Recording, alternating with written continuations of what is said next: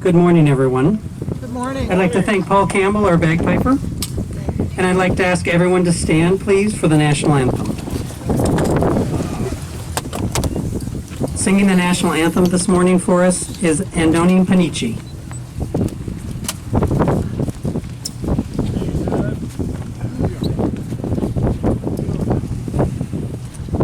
Oh, say, can you see by the dawn's early light what so proudly we hailed at the twilight's last gleaming, whose broad stripes and bright stars through the perilous fight, oh, the ramparts we watched were so gallantly streaming, and the rockets' red glare, the bombs bursting in air, gave proof through the night that our flag was still there.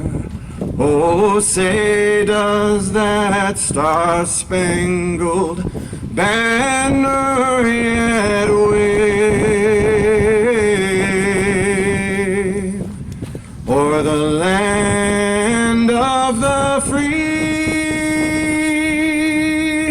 and the home of the brave?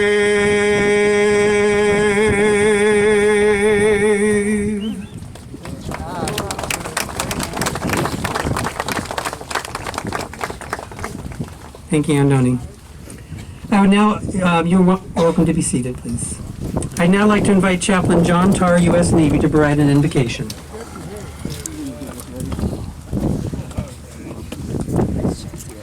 Good morning. Good morning.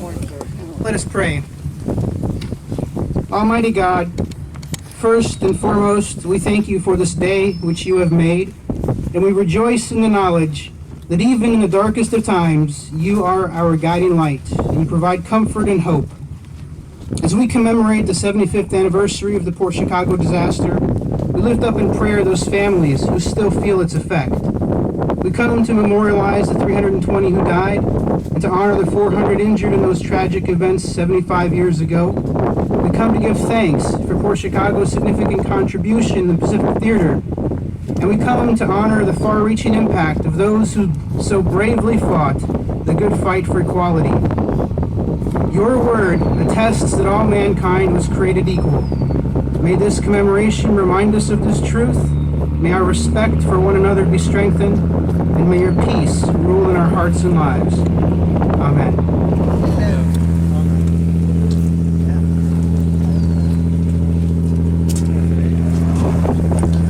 On behalf of the National Park Service, welcome to Port Chicago Naval Magazine National Memorial.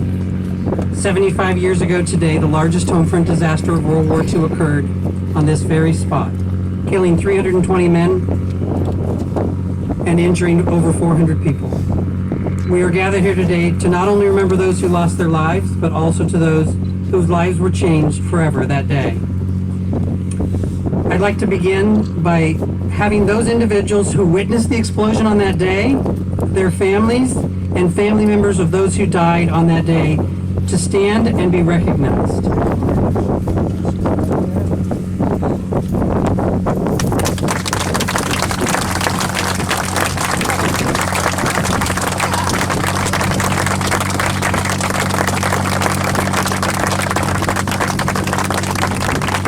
Thank you for joining us today. We are grateful for your service and the service of your family members. I'd also like to recognize a couple other people here that have joined us today. And one of the most important people to me is Martha Lee, who is the former superintendent here at Port Chicago and my former boss, now retired. And you can understand the significance of this site. Martha certainly recognized the significance when she was a superintendent, and she still comes to these events.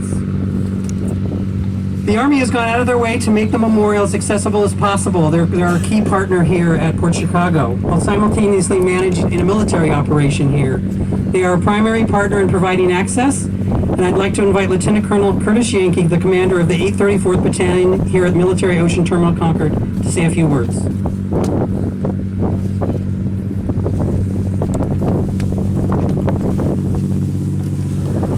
Good morning.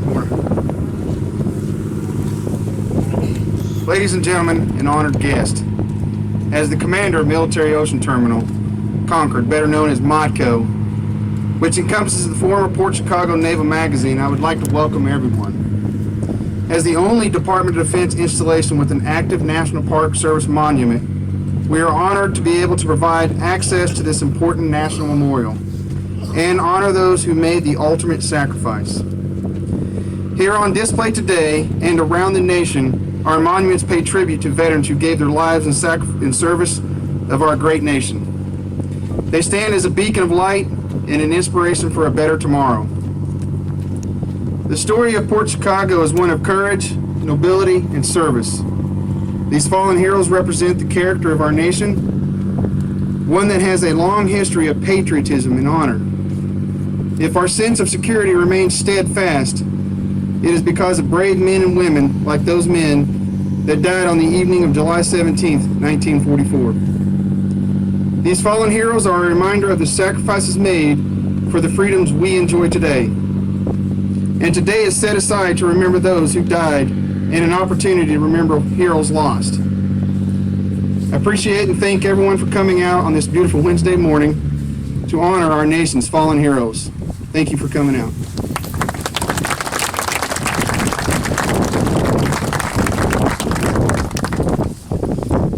Thank you, Lieutenant Colonel Yankee. At this time, I'd like to invite Kelly English to the podium to provide us a brief history of Port Chicago.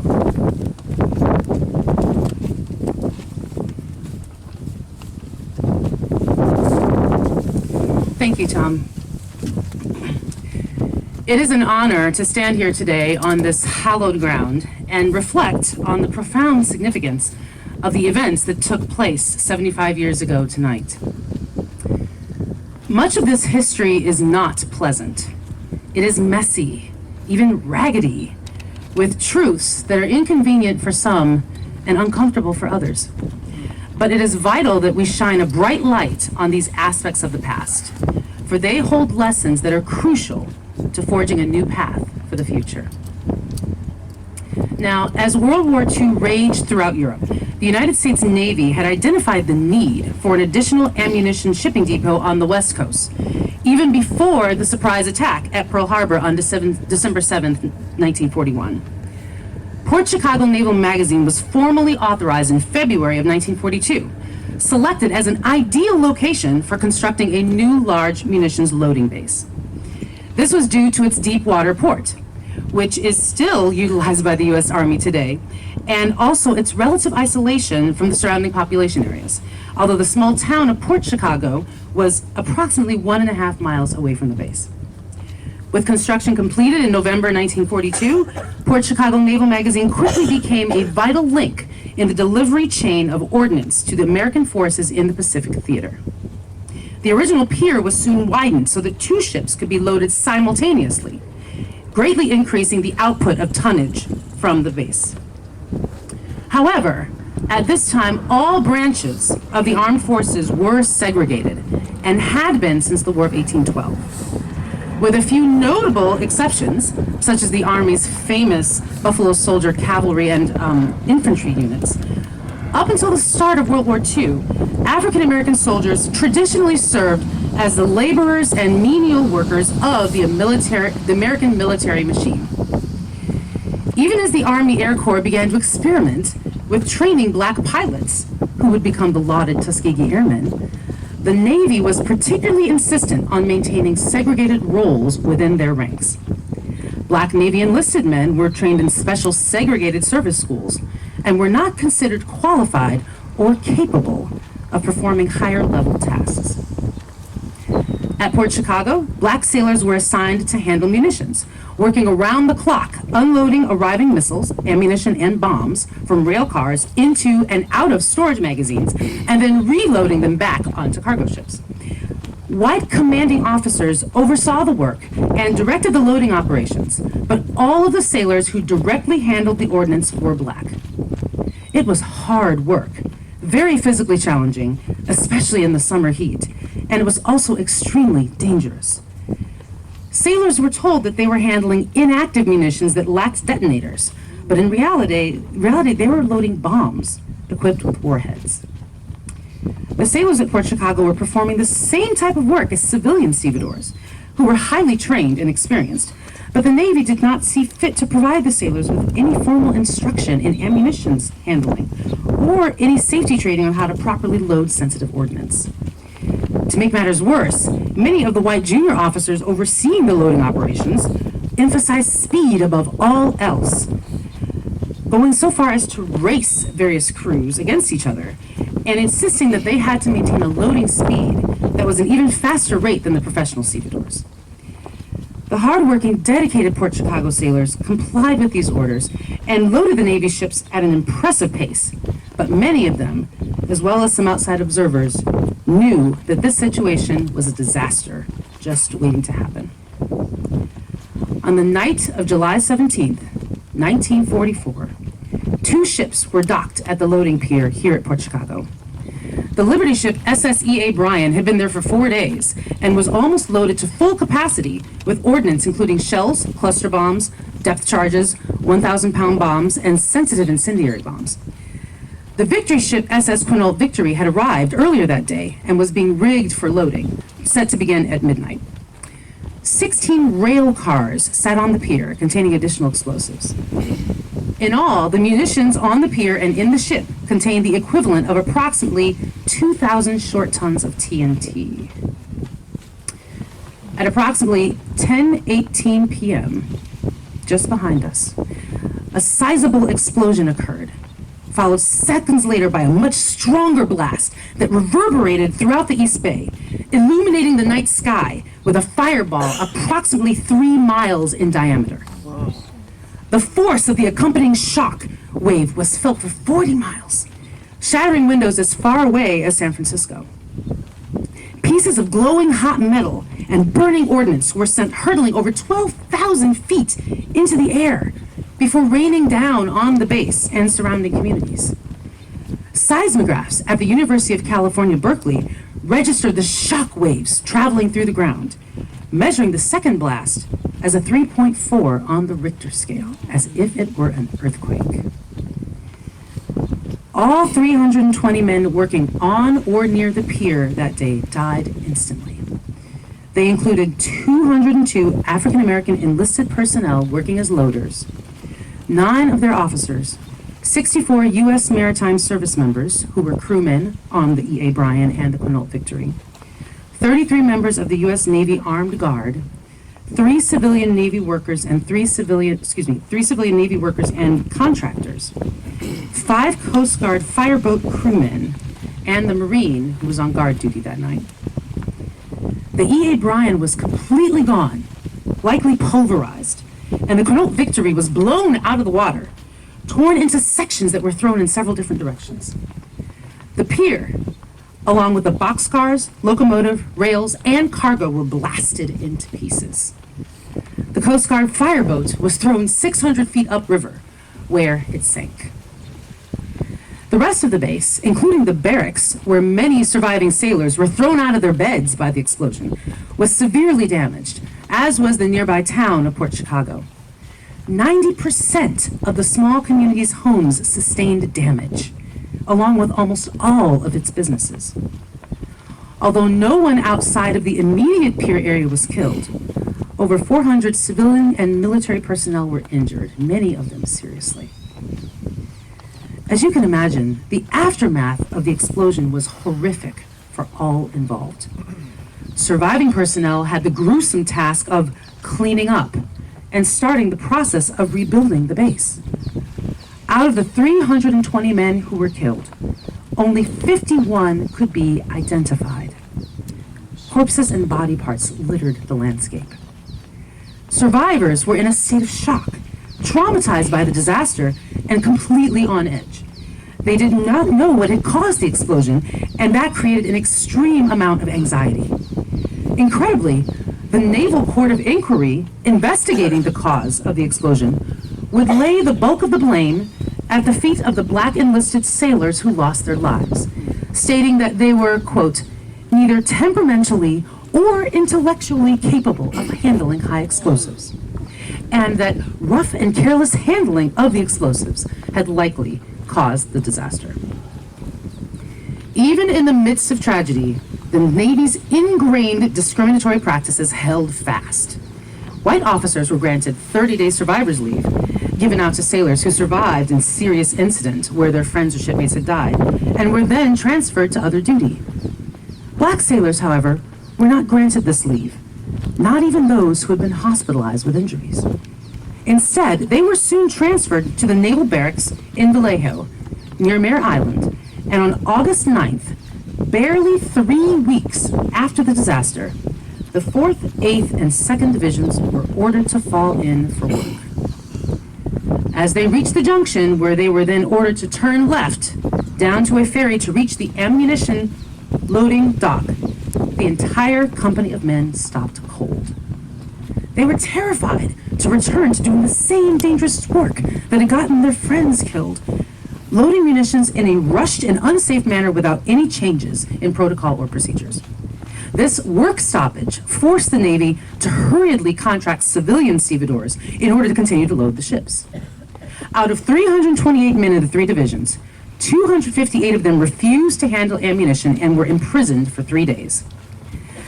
After then being threatened by the Admiral with death by firing squad for refusing to follow an order during wartime, which the Navy considered to be mutinous conduct, 208 of them yielded, and after serving out their time, ended up receiving bad conduct discharges nonetheless.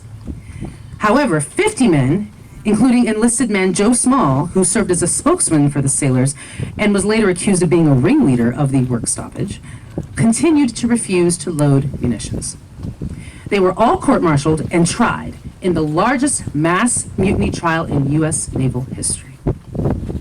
This trial made headlines across the country and was thoroughly covered by several nationally circulated black newspapers as well as the local San Francisco press. The Navy was determined to argue that the work stoppage was a conspiracy amongst the men and therefore constituted mutiny. Despite the best efforts of NAACP counsel Thurgood Marshall, who publicly drew attention to the lax safety practices at the base, all 50 men were convicted of mutiny and given prison sentences of 8 to 50 years for their actions. Now, most of them did end up only serving 1 to 2 years because those sentences were commuted towards the end of the war. After the war, these men were granted clemency, and many finished out their enlistments on naval ships. But those convictions still stand today. Despite the outcome of the mutiny trial, the working conditions, racial discrimination, and injustices that it exposed could no longer be ignored by the military or by the American public.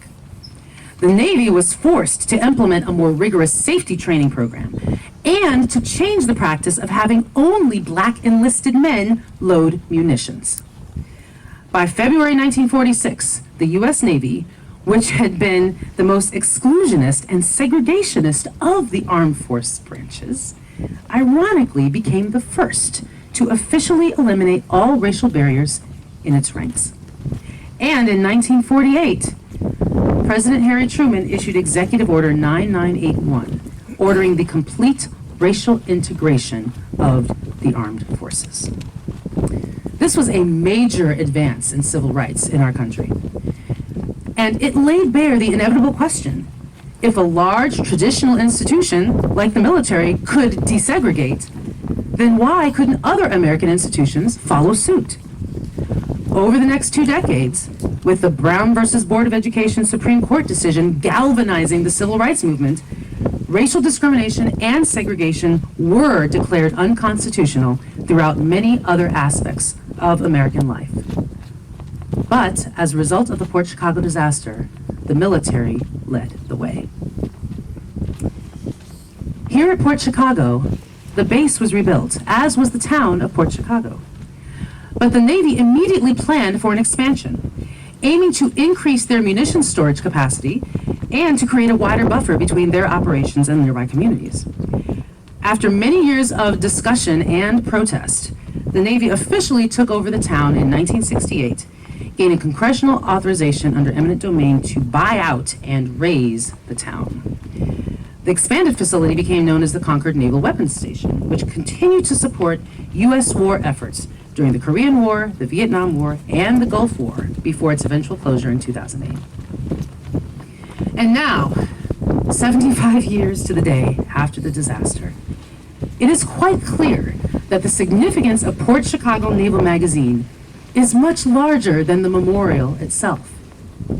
This unthinkable disaster has continued to directly impact the lives of thousands of people, particularly the descendants of those who perished or lived through it, and helped to reshape the very fabric of our country in ways that we can now fully appreciate in retrospect. Even as we embark on the exciting work of planning for a future joint visitor center in the newly designated regional park on the inland portion of the former Naval Weapons Station, the enduring themes of loss, accountability, and continued injustice continue to resonate with us today. The National Park Service honors this legacy by helping the American public to form connections with this site and find meaning in reflecting on the past. As we pay tribute today to the brave men of Port Chicago and the sacrifices that so many people made as a result of the disaster, we pledge to continue to elevate their stories, to spread the knowledge and understanding of this history, and to help prepare the next generation of Americans to thoughtfully and critically examine these issues that strike at the essence of who we are as a society. We will make sure that they are not forgotten. Thank you. Thank you, Kelly. As you can see, the significance of the site transcends the place where we remember those who lost their lives. It serves as a powerful place to reflect on racial discrimination and social justice issues that we struggle with today.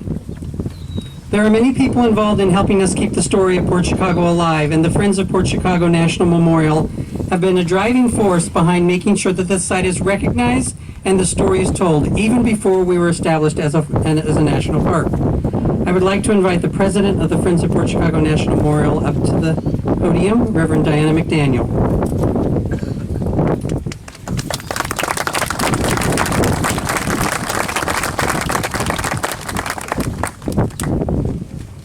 Good morning. Good morning.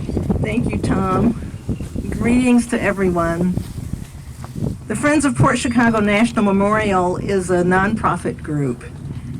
We're a public benefit corporation, and our mission is to honor those who died here, to honor those who served here, to honor those who protested here. And we work to keep the story alive, and we have sort of been that push when we've been advocating for it to become a national park and for exoneration to happen for those who were found guilty of mutiny. We work to keep the story alive so it's not forgotten, to enhance student and visitor education, and to clear the records of those found guilty of mutiny. We work collaboratively with the East Bay Regional Park District, and we're an official partner with the National Park Service, and we work to increase public knowledge of this place, and we support this national monument. We have a table in the visitor center, where when we have our reception after this event, we invite you to stop by our table and find out a little more about us. We have a few of Robert Allen's books, Port Chicago Mutiny, for sale, and we're like a fundraising arm. We can ask for money. And so we want to support this world-class visitor center that's being built. I'd like to acknowledge our board members. We have Cameron Madigan here today and David Salmaker. I want you to know we're not a great big group of people, but you know, we are small but mighty. So I want to thank Superintendent Tom Leatherman and all the park rangers. You know, the park rangers are special people. Thank you, Kelly. You told that story beautifully. And we thank you for maintaining and taking care of this site and our public land. And thank you to Brian Hogue and to Beverly Lane and to all of the East Bay Regional Park District for accepting that 2,216 acres the other day from the Navy for a great regional park where the Port Chicago Visitors and Interpretive Center will be.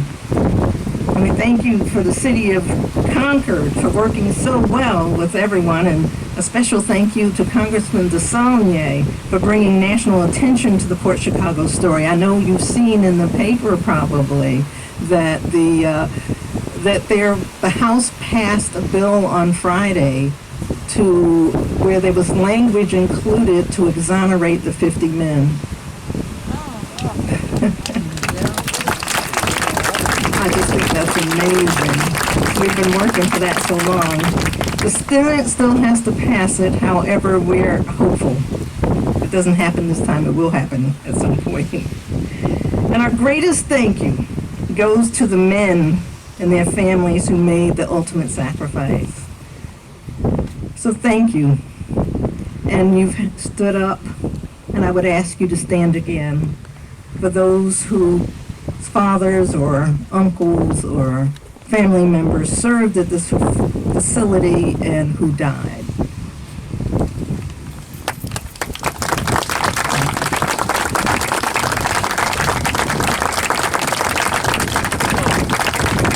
So thank you.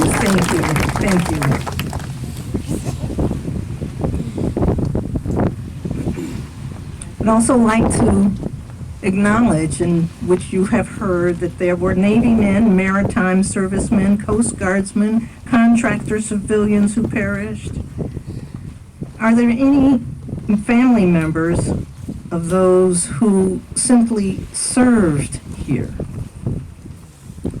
Yes, over here, okay. We want to say thank you to you.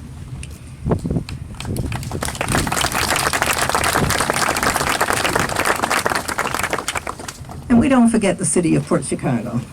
Are there, I know there's some people here from the city of Port Chicago who lost their homes and are still not very happy about that. So I invite you, would you stand, please? We want to thank you because it was your loss too. We want to have the whole story told.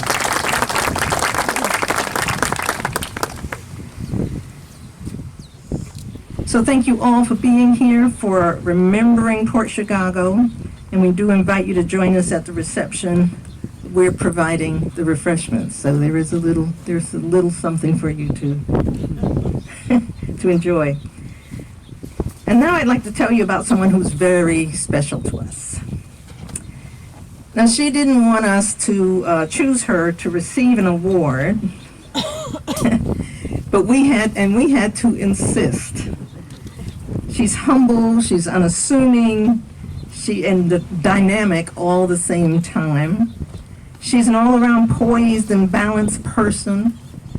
Now, I found out that she ran track, played soccer, water polo, was a scholar athlete. I went, wow, I found out more about you. She speaks French. I know she did ballroom dancing, and she's a lawyer. And when she was 16, she attended her first trial at the table with the lawyers, not in the spectator section. She was advising the case lawyers. She's a mom. She has 3 beautiful daughters.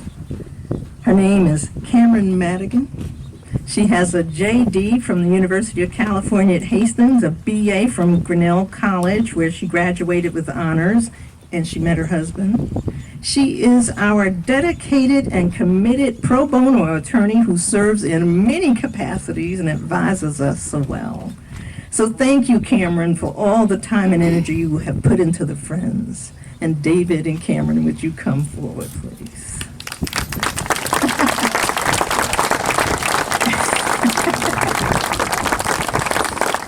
Every year, we give a commemorative heroes award, a Friends commemorative. Okay, David.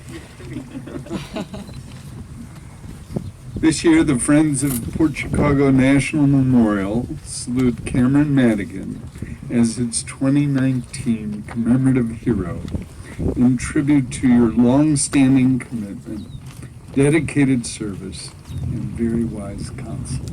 Thank you.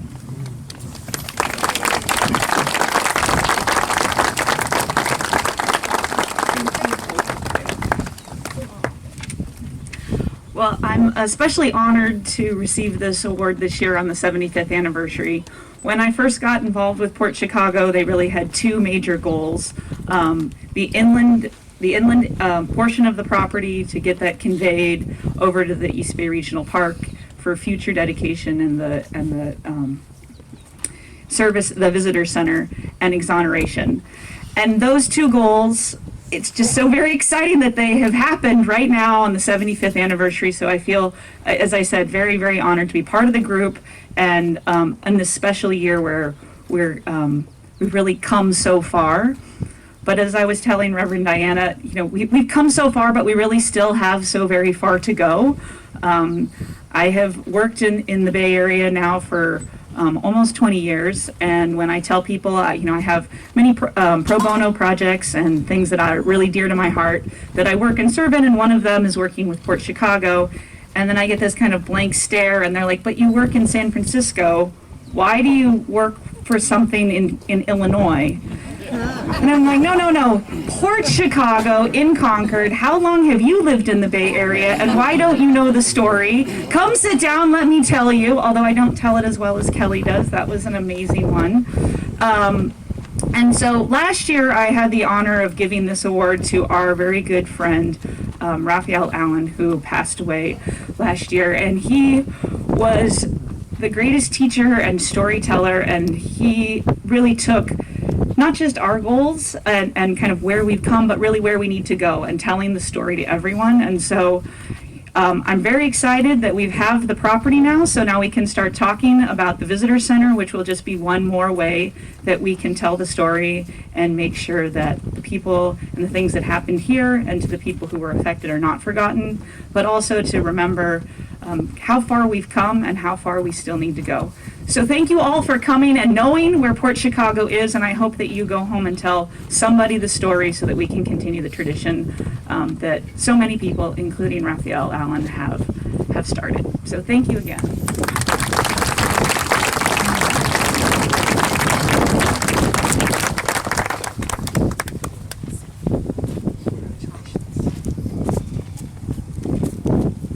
Thank you, Cameron. Thank you, Reverend Diana. So I'd be remiss if I didn't recognize, and Reverend Diana already mentioned our representative from Congress, Mark DeSaulnier. He wasn't able to join us today, but are his staff here in the back? We have a few of his staff, so thank you for coming, and thank you for, please thank the Congressman for his efforts to recognize the importance of Port Chicago and all the things that he's been doing. We also have elected officials from the city of Concord, and we have the mayor, Carlin Obringer. She's going to share a few words with us.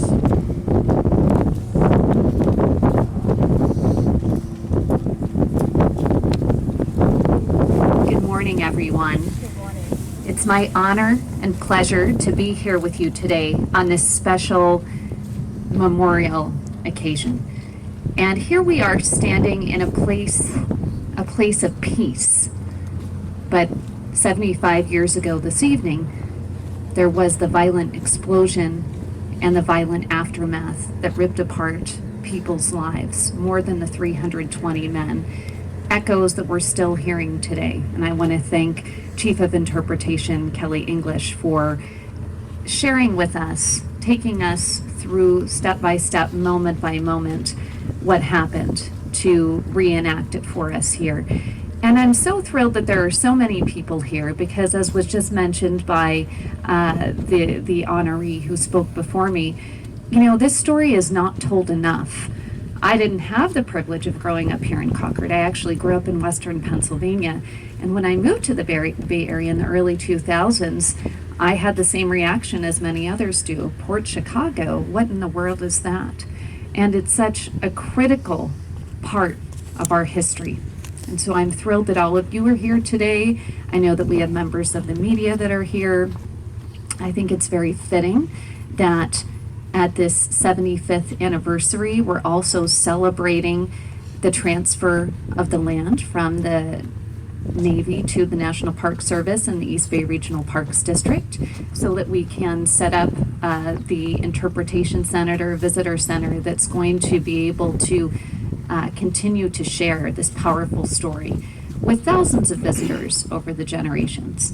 And so I want to thank you all again for being here today. I want to thank the Parks District. I want to thank the Navy. I want to thank the National Park Service, the Friends of Port Chicago, everyone that's here that's been involved with this. Congressman DeSaulnier for keeping the goal alive, keeping an eye and focus on exonerating those men so that all can know and honor their special legacy that's continuing to live on, and how their actions have led to freedom, and how we're going to continue to fight for freedoms and equality for all going forward. So thank you again for being here.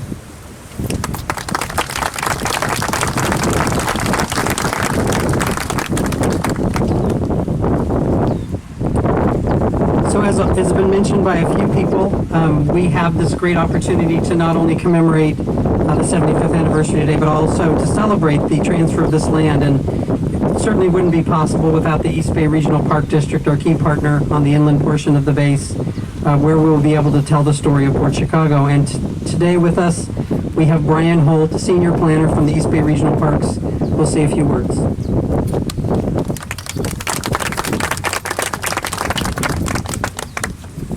Good morning. Excuse me. Good morning. It's always an honor to be here. This is a special site, and I'm always cognizant of the fact that this is the final resting place of everybody who died here, and this is the memorial for Port Chicago. The East Bay Regional Park District, as mentioned, just recently accepted over 2,200 acres of land that's on the inland portion.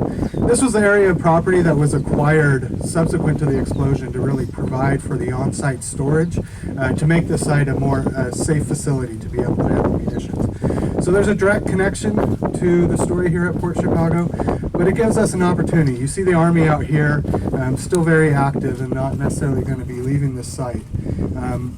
But we need this story to get out, and we need to increase access to the story. So I'm proud to be able to work with the East Bay Regional Park District and work in partnership with the National Park Service to establish a future world-class visitor center in partnership with the National Park Service to tell the story of Port Chicago, tell the story of the town of Port Chicago, tell the history of the Diablo Valley, and just really all the important stories on that land. We'll also be providing over 20 miles of new trails for recreation, opportunities for picnicking, camping, just really spectacular opportunity to provide a new park facility to central Contra Costa County and the city of Concord. So we're working towards that, but we're going to need the assistance of everybody here and really the whole community. It's going to be a huge effort to move this forward. I invite you all to join us. We're going to be moving forward a land use plan soon. We're going to be looking for every opportunity to implement the plans that we've seen, and I hope that we can keep this momentum going and really work towards doing that. I want to acknowledge my board member, Beverly Lane. This was an early vision of hers. She's been working on this for over 20 years, and it's really that type of vision that makes these sorts of things possible. So thank you, Beverly. Thank you, the National Park Service.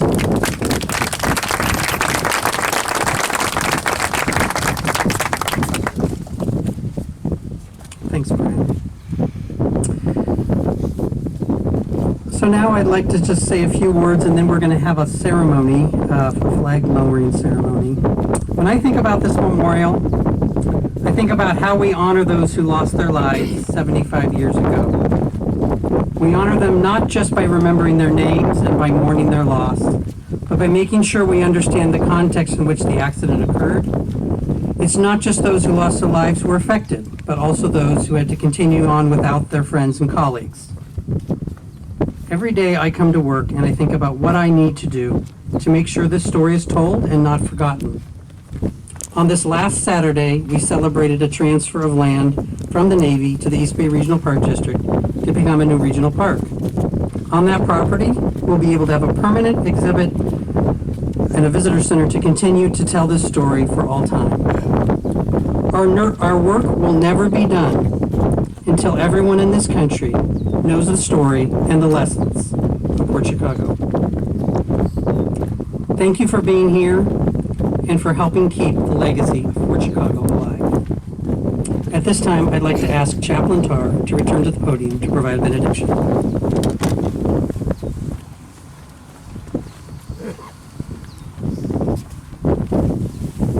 As we close this commemoration of the sacrifices of so many, may their light never dim, and may it burn brightly within us to continue to stand firm in the face of whatever enemy we may face.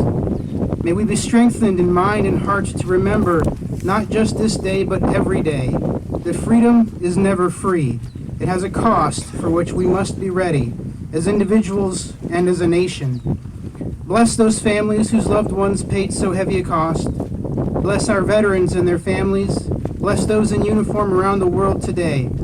Guard those who are in harm's way. And bless those who will one day wear the cloth of this nation. Bless us all with integrity and character that resounds of the sacrifice of generations past. Bless this nation, O God. Turn our hearts towards you. Grant us peace and keep hope alive. Amen.